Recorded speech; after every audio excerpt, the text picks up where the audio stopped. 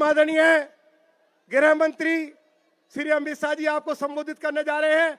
बोलो मेरे साथ, श्री अमित शाह जी, अमित शाह जी, आदरणीय श्री अमित शाह जी।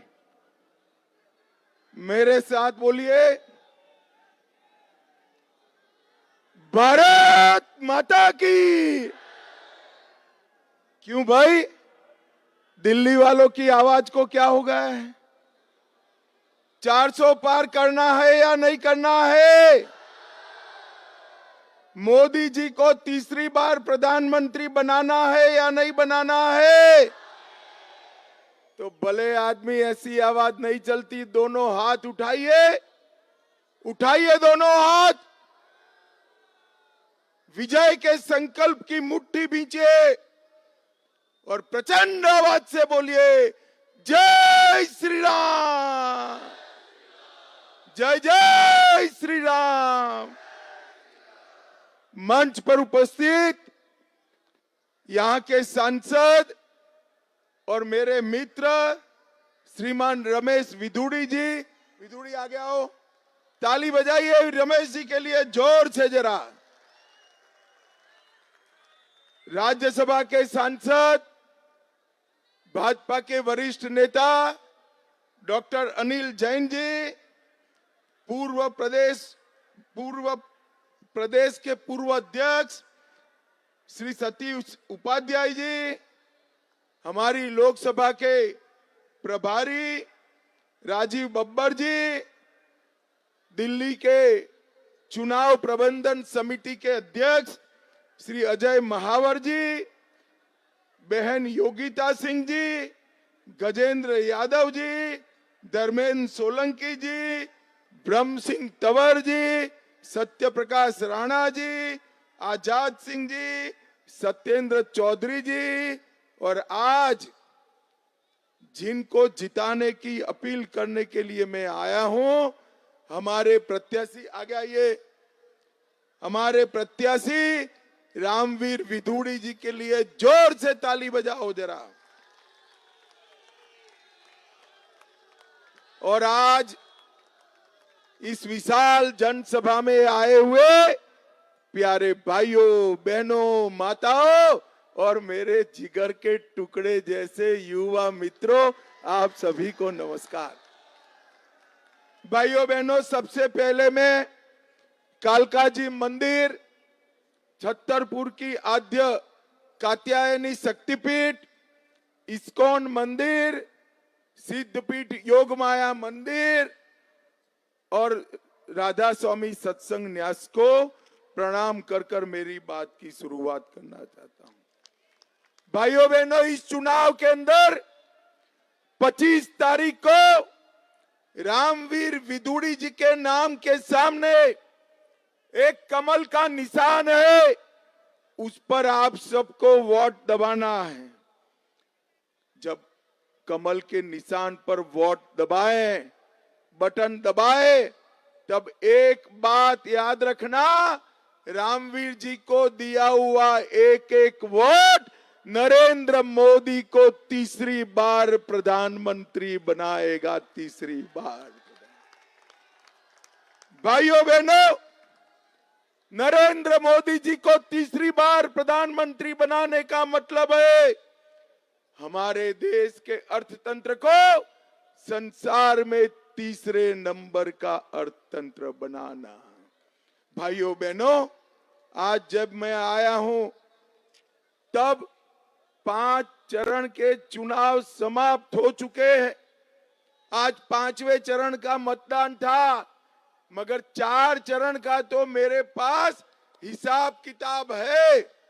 4 चरण में क्या परिणाम आया जानना है क्या? अरे जोर से बोलो, जानना है क्या?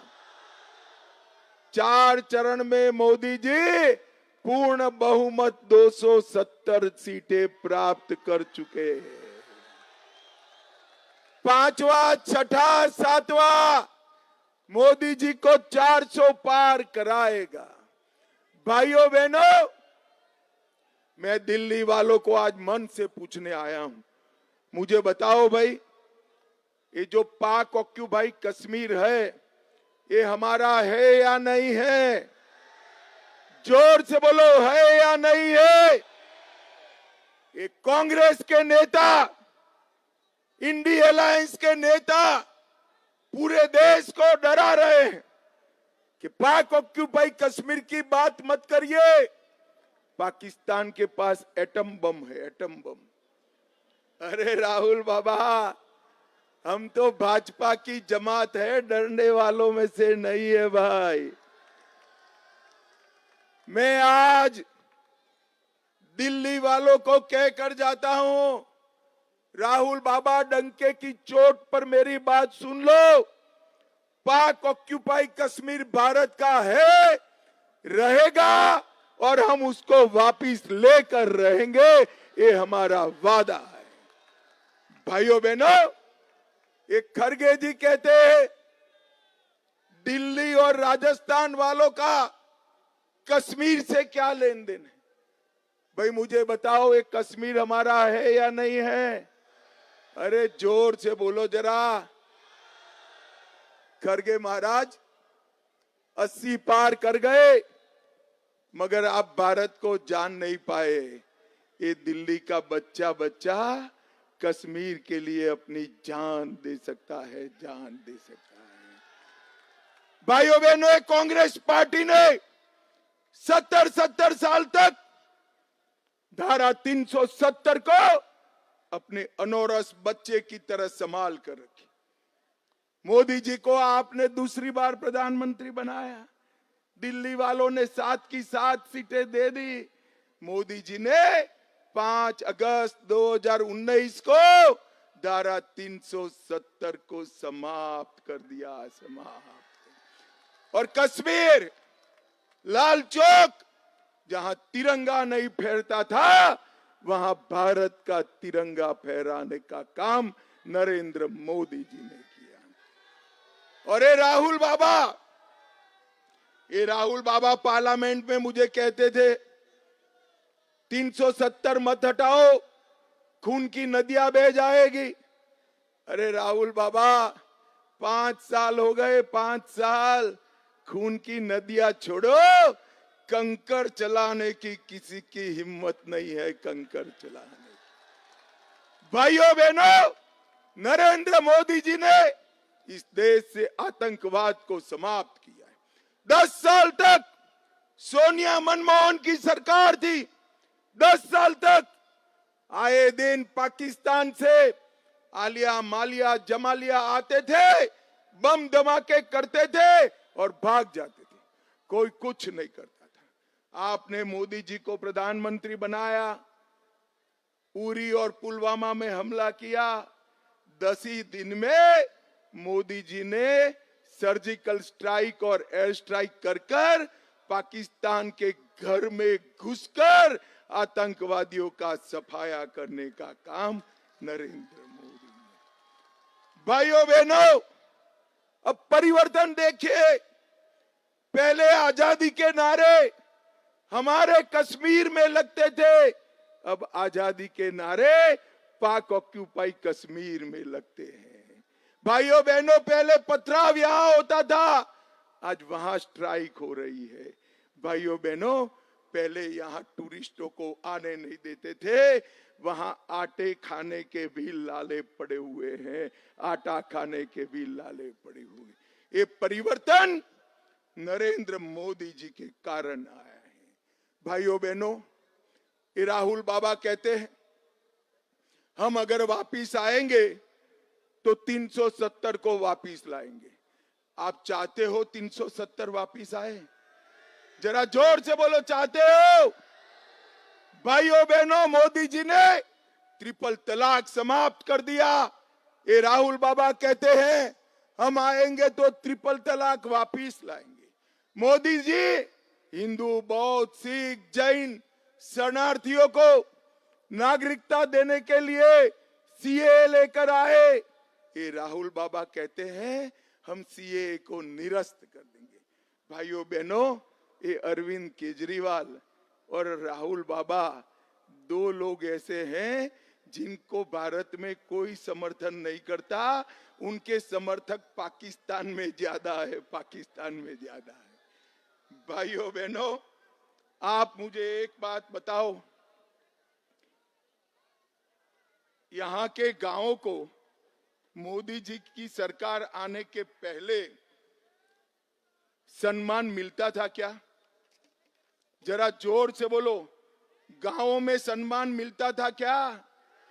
गांव की सुविधा को हमारे रमेश विदुड़ी ने झगड़ा कर कर कर कर गांव में सुविधा पहुंचाने का काम किया, और अब रामवीर विदुड़ी इसको आगे बढ़ाएंगे। भाइयों बहनों, दिल्ली में केजरीवाल जी चुनाव के लिए जेल से बाहर आए हैं अभी अभी। मैंने राजनीति में केजरीवाल जी जैसा यू टर्न लेने वाला आदमी नहीं देखा है। वो नौकरी छोड़कर एनजीओ बनाए और शपथ ले लेकर बच्चों की कहते थे हम राजनीति में नहीं आएंगे, राजनीति गंदी है।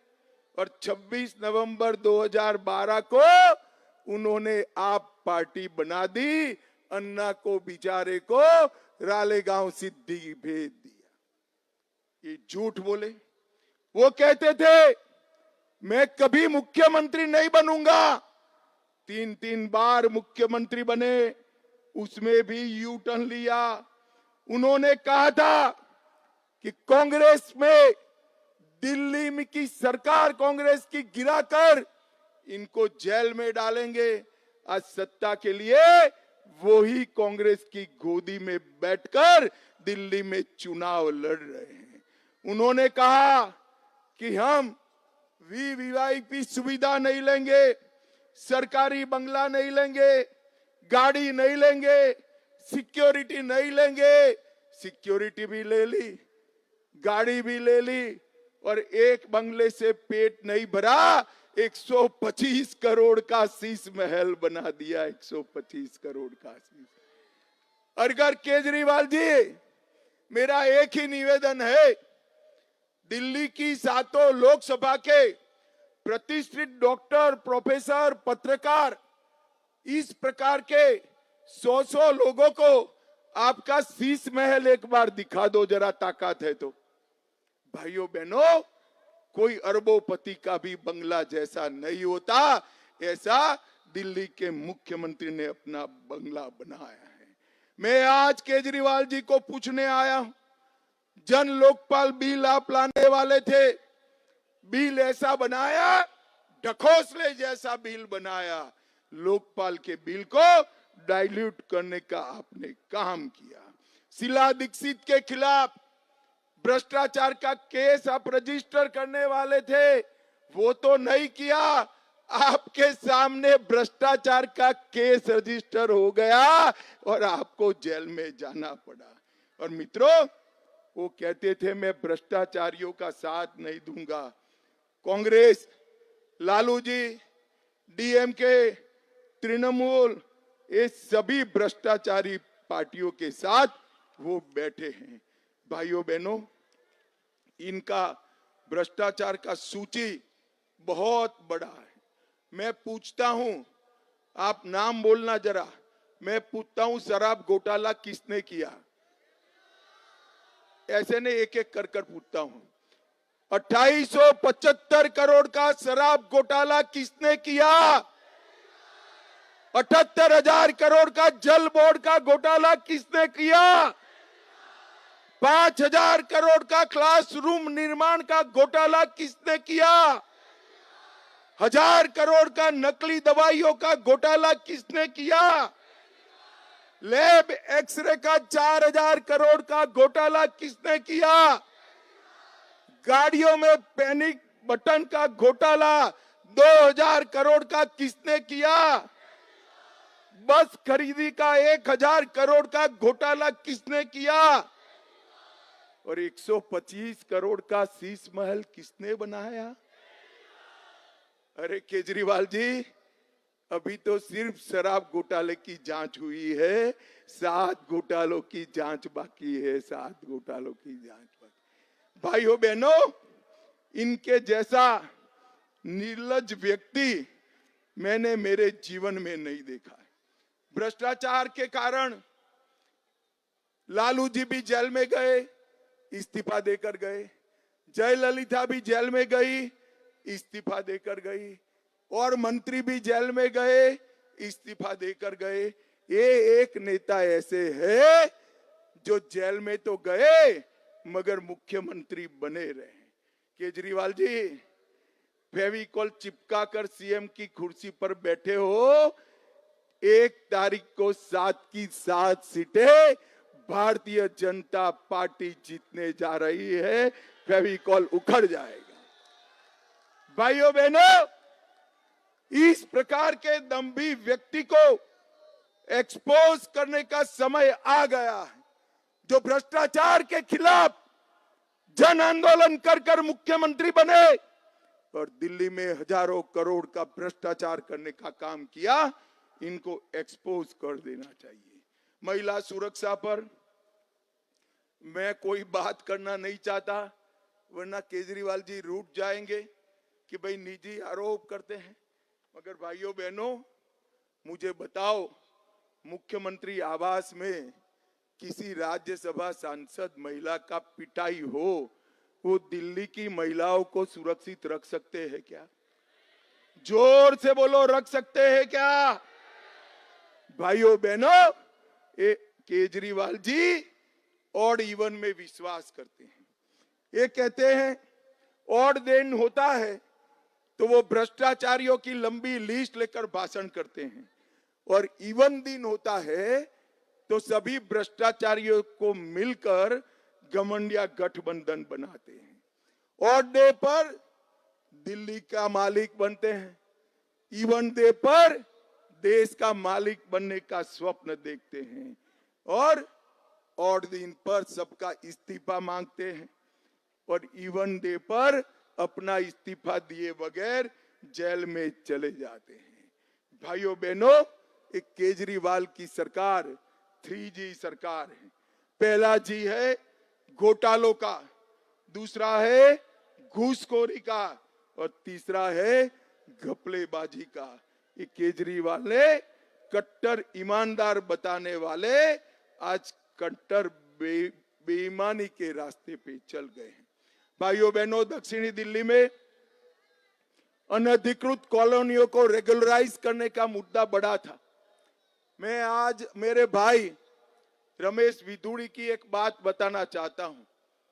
मेरे गृह मंत्री बनते ही इतना पीछे पड़ गए, परिणाम देखिए, आज 1731 अनधिकृत कॉलोनियों को रेगुलराइज करने का काम नरेंद्र मोदी जी ने कर दिया है। नरेंद्र मोदी जी ने, और 60 लाख निवासियों को फायदा होने वाला है।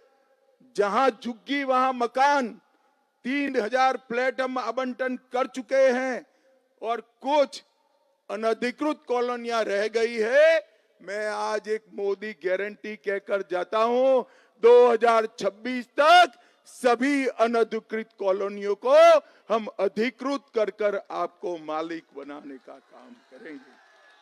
भाइयों बहनों, मुझे बताओ, देश भर में गरीबों को 5 लाख तक का मुफ्त दवाई, इलाज, ऑपरेशन नरेंद्र मोदी जी कराते हैं। दिल्ली में भी कराना चाहिए या नहीं कराना चाहिए? यहां ढेर सारे दिल्ली वासी ऐसे हैं जो बाहर से आए हैं। कोई बिहार से आया, कोई पूर्वांचल से आया, कोई यूपी से आया, कोई उत्तराखंड से आया। आयुष्मान भारत योजना दिल्ली के अस्पतालों में दाखिल नहीं है, उसके पास बेचारे को यूपी का कार्ड है, यहां दवाई नहीं होती है। ये केजरीवाल जी मोदी जी की लोकप्रियता के डर से पूरा आयुष्मान भारत योजना रोक कर रखे हैं। इस बार तीसरी बार हैट्रिक लगाकर 7 की 7 दे दो। मैं वादा कर जाता हूं, 6 महीने में दिल्ली में आयुष्मान भारत योजना को हम जमीन पर उतार देंगे। भाइयों बहनों, यहां पर सीवरेज सिस्टम नहीं है, दिल्ली सरकार ने बनाना है। सरकारी अस्पताल नहीं है, दिल्ली सरकार ने बनाना है। महिला क्लिनिक ने कोई सुविधाएं नहीं है, कोई बारात घर नहीं है, ट्रैफिक की व्यवस्था नहीं है। एक ही पार्क बना जो भाजपा के कार्यकाल में बना।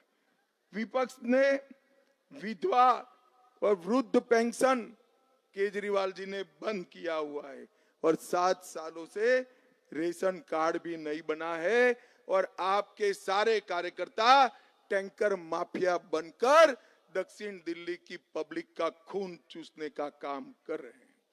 भाइयों बहनों, ये जो केजरीवाल दुनिया भर में ढिंढोरा पीटते हैं, दिल्ली के बजट का सबसे बड़ा हिस्सा एडवर्टाइज में खर्च करते हैं। मैं आज इनको पूछना चाहता हूं, सीवर सिस्टम, सरकारी अस्पताल, मोहल्ला क्लिनिक ठीक करना, ओल्ड एज होम, बारात घर, ट्रैफिक, पीने का पानी, विधवा और वृद्धों का पेंशन और राशन कार्ड बनाना केजरीवाल आपकी जिम्मेदारी है। आपसे नहीं बनता है तो छोड़ दो, भारतीय जनता पार्टी ये सब कर देगी।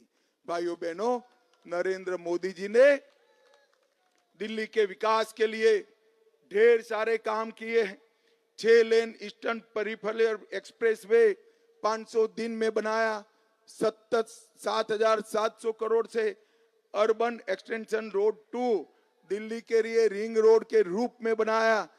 13,000 करोड़ से 150 kilometre Delhi Saharanpur signal free corridor का निर्माण हो रहा है। 920 करोड़ से प्रगति मैदान में इंटीग्रेटेड ट्रांजिट कॉरिडोर बनाया।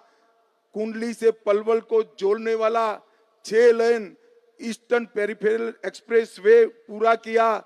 महरौली बदरपुर रोड का चौड़ीकरण किया। सिग्नल मुक्त कॉरिडोर यमुना किनारे बनाया। आनंद बिहार बस टर्मिनल से पीरागढ़ी तक 30 किलोमीटर का रोड बनाया। द्वारका एक्सप्रेसवे बनाया और इसके साथ साथ मोदी जी ने पूरे एशिया का सबसे बड़ा कन्वेंशन सेंटर हमारा यशोभूमि भी दक्षिणी दिल्ली में बनाने का काम नरेंद्र मोदी जी। 850 एकड़ में इकोलॉजिकल पार्क बन रहा है और आईजीआई हवाई अड्डा, 4 रनवे और 1 एलिवेटेड टैक्सी वाला देश का पहला हवाई अड्डा बनाने का काम भी नरेंद्र मोदी जी ने किया। 8,000 करोड़ रुपया नरेंद्र मोदी जी ने दिल्ली के अस्पतालों के लिए खर्च करने का काम किया है। मैं आज केजरीवाल को कहने आया हूं कि भैया, मैंने तो हिसाब दे दिया, आप आपका हिसाब लेकर कब आओगे? अरे मोदी जी को आपका जय श्री राम मैं पहुंचा दूंगा, मगर केजरीवाल से हिसाब मांगोगे या नहीं मांगोगे? देखो भाई, 1 तारीख से पहले मांगना, नहीं तो फिर तिहाड़ में जाना पड़ेगा आपको। 1 के पहले मांगना, जरा मांगोगे क्या? भाइयों बहनों, अंत में मैं एक बात पूछना चाहता हूं, अयोध्या में राम मंदिर बनना चाहिए था या नहीं बनना चाहिए? बनना चाहिए था या नहीं बनना चाहिए? 70 साल से कांग्रेस और इनके साथी राम मंदिर को रोक कर बैठे थे। एक केजरीवाल जी कहते थे जहां बाबरी थी गिराई गई, वहां अस्पताल और शौचालय बनाओ।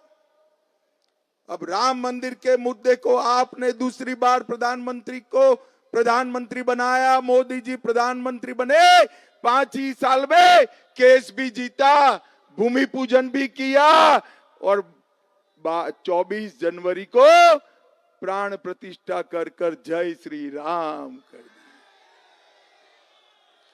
मगर भाइयों बहनों, जब प्राण प्रतिष्ठा करी, एक केजरीवाल भी नहीं गए, राहुल बाबा भी नहीं गए, प्रियंका जी भी नहीं गई।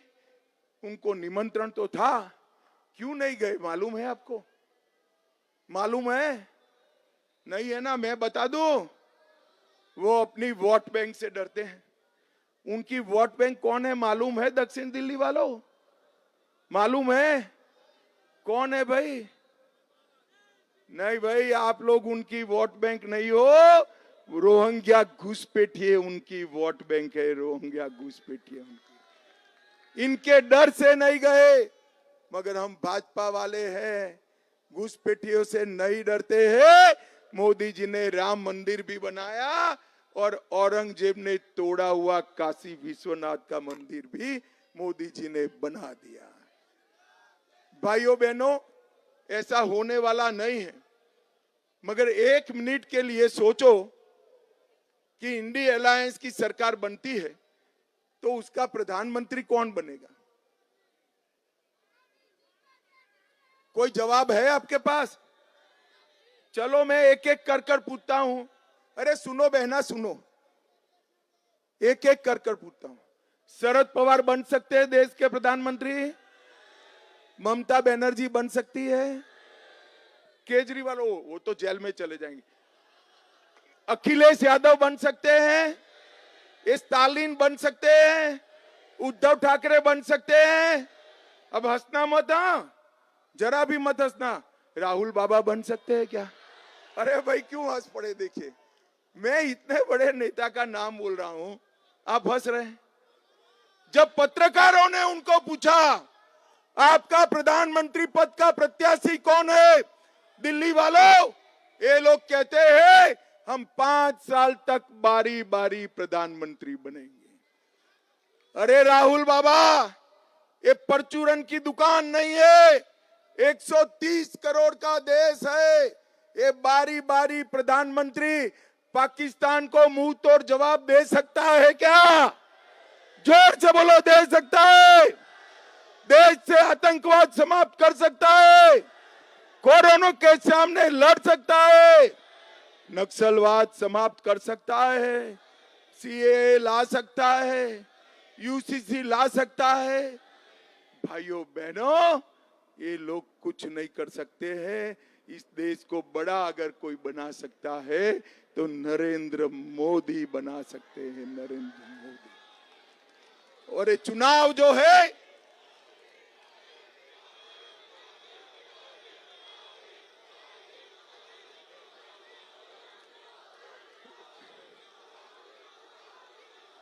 भाइयों बहनों बोलो भारत माता की। ये चुनाव जो है रामवीर विदुड़ी जी को सांसद बनाने का नहीं है। वो तो सांसद बनेंगे ही, मगर उनको सांसद बनाते ही नरेंद्र मोदी प्रधानमंत्री बनने वाले हैं। तो बताओ दिल्ली वालों, क्या फैसला है? रामवीर जी आ गया, रामवीर जी को प्रचंड बहुमत से जिताओगे क्या?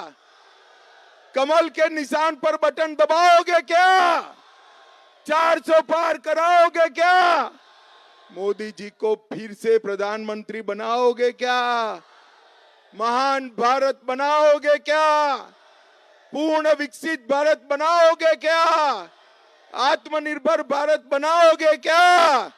तो मेरे साथ दोनों हाथ उठाइए, मुट्ठी भींचे और प्रचंड आवाज से बोलिए, जय श्री राम, जय जय श्री राम, भारत माता की, वंदे वंदे वंदे।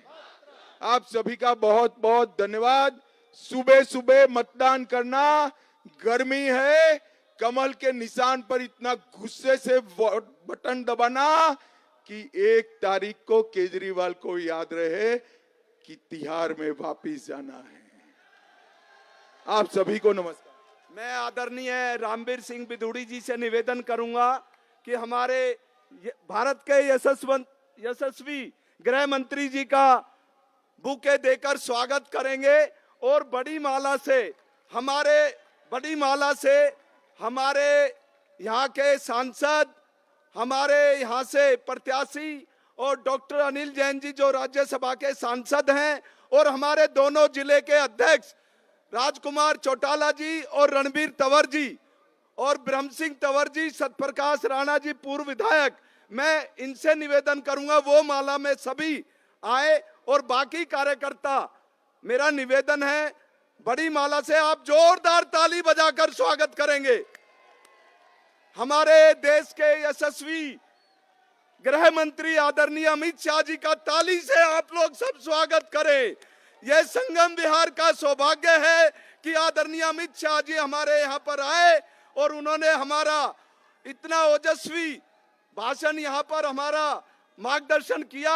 और मैं पूरे दक्षिणी दिल्ली संसदीय क्षेत्र की तरफ से, हमारी यहाँ की जनता की तरफ से आदरणीय अमित शाह जी को ये आश्वासन देते हैं, आप आश्वासन देते हैं ताली बजाकर कि आप लोग 5 से 10 लाख के बीच में आदरणीय रामवीर सिंह जी को और मोदी जी को यहाँ से जिताकर भेजेंगे। एक बार जोरदार ताली से दोबारा से, अब की बार